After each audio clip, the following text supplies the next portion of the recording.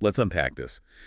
We are diving into a song that has, it's gone so far beyond just being music. It's an entire emotional landscape. It really is. The second you hear that opening guitar chord, you know exactly what it is. Prince's monumental Purple Rain. And for you, our mission today is to really trace this song back to its most surprising origins. We've got the sources here, and they show how this huge genre-defying track came together through, well, a series of unexpected turns, some really fierce collaboration, and one single night on stage. Because that's the thing, right? When we peel back the layers on Purple Rain, we find out its destiny was constantly in flux. Constantly. It wasn't born a masterpiece. It was forged into one. And that's the ultimate lesson in creative evolution, Yeah. how crucial it is to listen to the people around you. So if you're looking for maximum insight into Prince's legendary process in a minimal amount of time, this deep dive is for you. It's a journey from a really tentative, almost timid demo to a definitive, powerful live recording that just changed everything. So let's start at the beginning, which is where the sources give us the first huge surprise. If you had to guess what Purple Rain was at first, you'd never get it. Never in a million years. The sources tell us this stadium rock anthem was, initially, a mellow, almost country song. It's a fact that still throws people off. I mean, Prince was this musical sponge, right? He had the concept, but it sounded completely unlike the funk and the pop he was known for. He genuinely wasn't sure it was a Prince song. Right. It had this raw, emotional core, but the packaging wasn't purple yet. It was more beige denim. Sure, that's a good way to put it. And that uncertainty leads to this fascinating what-if moment.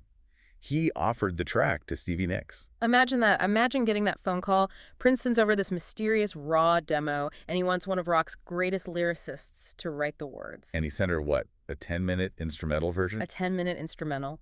And she listened to it, and, she immediately got the scale of it, even in that unpolished state. But her reaction is just incredible. I mean, why would Stevie Nicks, the queen of drama and emotional rock, feel intimidated by a mellow, country-ish track? She was just overwhelmed by it, by the potential. She called him back, and according to the sources, she said, "I can't do it. I wish I could. It's too much for me." Too much for me. Wow. Yeah, that's the key right there. She recognized the weight of what he'd created, even as she couldn't find her way into it. It wasn't a rejection of the quality. It was an admission of its sheer demanding power. I think that says everything about the early version. It had so much raw energy, even when it was supposed to be quiet, that it spooked one of the most confident artists of the decade. Exactly. And that inability to place it, well, that actually leads directly to the moment where the song finds its true voice. Right. Stevie Nicks passes, so Prince takes the idea back to his inner circle. For revolution. Which brings us to this pivotal rehearsal. It's one of those stories that just defines how rock legends are made, Collaboratively, the band had just run through their whole set twice. Everyone was tired, worn out, and Prince stops them as they're heading for the door. He says, what now? "I want to try something before we go home. It's mellow." Just like that. Almost an afterthought, a final bit of tinkering. But that small decision to fool around with it, that was the catalyst. And the sources all point to one person who just radically changed the song's entire gravitational pull, Wendy Melvoin. Yeah, she was the newest member of the Revolution. She'd just been brought in after Des Dickerson left, so she was still finding her place. Her impact was immediate, though. Totally. Lisa Coleman, the keyboardist, said when Wendy joined, she was like a new kitten to Prince. He was just so excited to hear his music filtered through these fresh years. So during this rehearsal, she starts experimenting. She's not playing the prescribed parts. She starts hitting these specific, huge, open voicings on the guitar. The band called them the big chords. The big chords. And what happened in that moment? What changed so dramatically? Prince realized the song wasn't meant to be quiet or reserved. He was thrilled. He was just so excited to hear it voiced differently. And when a song is voiced differently, the entire emotional landscape just shifts. 100%. Wendy's chords took it instantly out of that country folk feeling and injected it with this huge, dramatic, almost rock operatic sensibility. It gave the song the space for that soaring emotion. It's like she gave him permission to turn the volume up on his own feelings for the track. Absolutely. And the band just locked in. They knew they'd stumbled onto something monumental. The sources say that session became incredibly intense. Oh, yeah. They embraced this new, harder direction. They played it a bit harder, more seriously. And they ran through that one song, reshaping it for 6 hours straight. 6 hours. on one song after a full practice. Yeah. That's just insane focus. They knew they were capturing lightning. And by the time they were done, the core emotional arc, the structure, the whole feel of Purple Rain was essentially finished. The bedrock was laid in that 6-hour rehearsal. But here's the next piece of genius, right?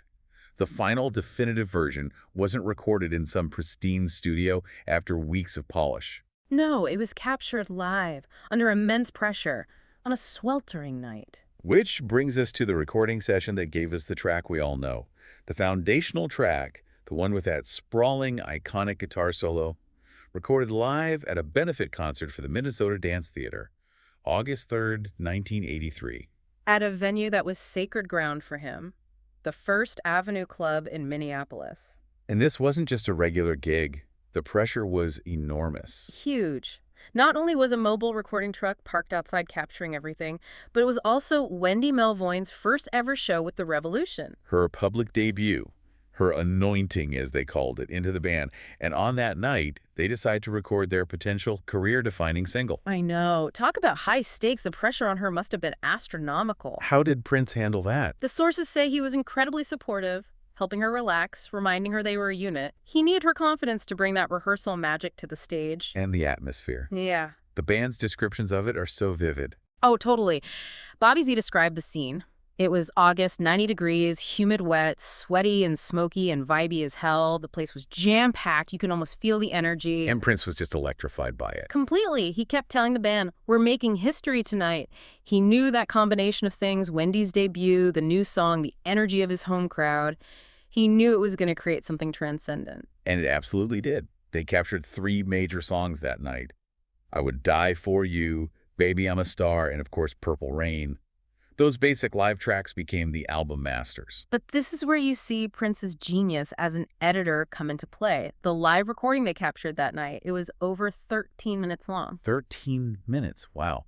And the album version is, what, 8 minutes and 41 seconds? That's a huge edit. It's a massive edit, and the biggest cut was Prince making the drastic but brilliant decision to cut the third verse entirely. And that verse was about? It was about money, financial success. So wait, he cut the commercial element out of his most commercial song. That seems like a really risky move for an artist right on the verge of superstardom. It does, but the sources suggest he was completely clear on it. He decided that verse just didn't really match the other two. He felt it diluted the emotional impact. For him, the spiritual journey was the core of the track, and the talk about money just felt cheap. He subtracted material to amplify the emotional truth. Exactly. It's a staggering commitment to artistic integrity. You have this massive, epic track, and your first instinct is to subtract, to create focus. It's a phenomenal choice. So after the live track is captured and edited, what's next? I'm thinking of those incredible strings. Right, and here's another great example of collaboration.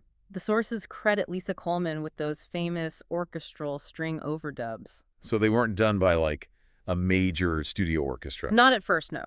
They decided against hiring formal session players, so Lisa created the arrangement herself and then literally called her brother and some friends in Los Angeles to come in and play the string parts. That's amazing. That whole cinematic sweep you hear, that was friends and family filling up the soundscape, adding this incredible depth to the raw energy of the live recording.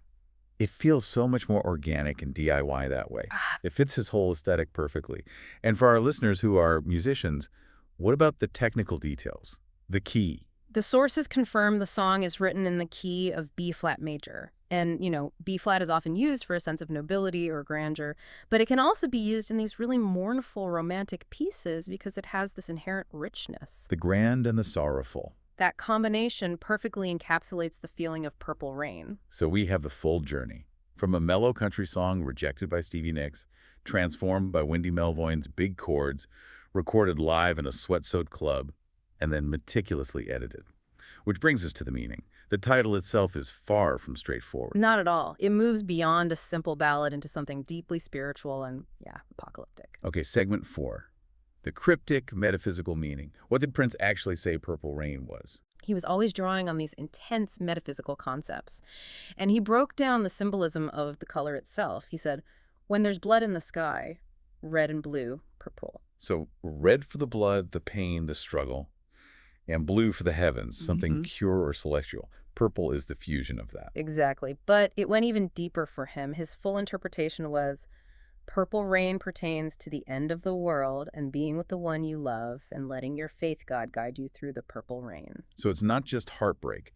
It's a spiritual pledge in the face of chaos. Yeah. It makes that huge guitar solo feel like a prayer or a final declaration. And this wasn't an isolated idea for him. If you look at the title track of his previous album, 1999, it has similar imagery. The song says, "Could have sworn it was Judgment Day. The sky was all purple." Right. He consistently used purple to symbolize a moment of reckoning, blending tragedy and hope. It just shows this singular vision. He knew what he wanted to say. He just needed the right musical framework to carry that immense spiritual weight, which, unbelievably, Wendy Melvoin helped provide.